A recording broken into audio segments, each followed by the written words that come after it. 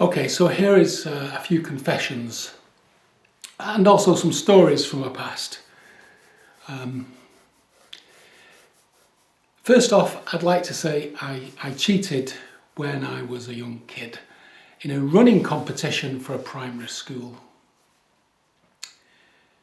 It's not easy, is it? It's not easy just talking to a camera, because if there was a person here, I know that their mind would be being engaged.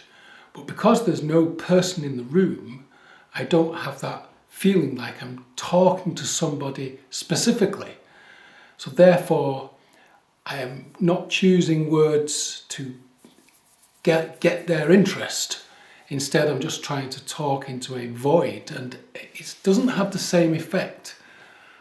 So I'm not certain this is going to work, or whether people are going to be the slightest bit interested in these stories anyway. But yeah, so the first story is, as a kid, I cheated in a running competition at primary school. So I must have been only,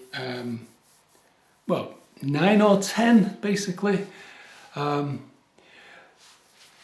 So just across the street from the primary school was a park and a field with trees as well, and the avenue of trees went round in a square, and then it came back through the park where all it's actually not a park, it's a play. The whole thing was a park, but I should be able to describe this more clearly. So basically, opposite the primary school, there was a road. You crossed the road. There was a playground with swings, slides, and such like.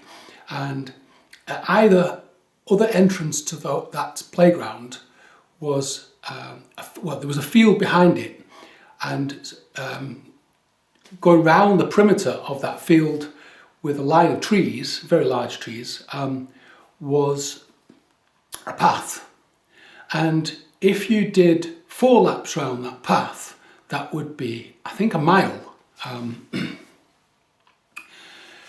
So the race was with all the entire school, basically, every year in the school. And it was fairly simple. All you had to do was see how many laps you could do in a certain time. No idea how long that time was. Could have been an hour, could have been an hour and a half, I've no idea. And you were given a card, and you had to get a teacher to sign the card to prove you'd done a lap every time you go round. However, after doing 1 or 2 laps, I discovered that you didn't have to go back to the same teacher to get your card signed. And the teachers were on benches all across the back wall of the playground, because the actual path came back round through the playground. So they were all on these benches, and so there was some 16, 20 teachers. They must have been helpers as well, but they seemed a lot. But they were scattered at various stations along the back wall there. So what I would do is get somebody at the first station to sign my card, and maybe somebody at the last station to sign my card. Didn't do it all the time, because I realised that would just be too obvious. So I ran round and round, got teacher here, teacher there, round, teacher here, teacher there. And then when they came to announce the winner the next day, or whenever it was, I won 3rd prize, and I got a £1.50 Woolworths voucher, which I used to buy, I'm not sure what it's called, it's like a baby press or something. It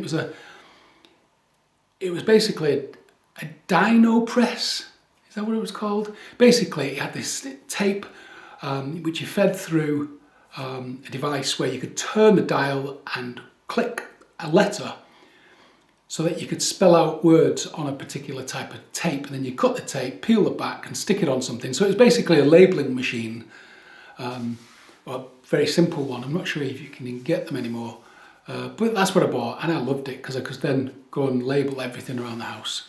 But I knew there was, when I went up for the prize, that there was murmurings in the assembly, that like, how on earth did I get to be third when many people had overtaken me many times? So apologies to whoever really did work hard and deserved that third place. I really should have owned up. It was wrong of me. So yeah, that was bad. Anyway, there's the first story. Hope to record some more over the next few days. And this is just to warm my voice up so that I can read a chapter of Walter Scott.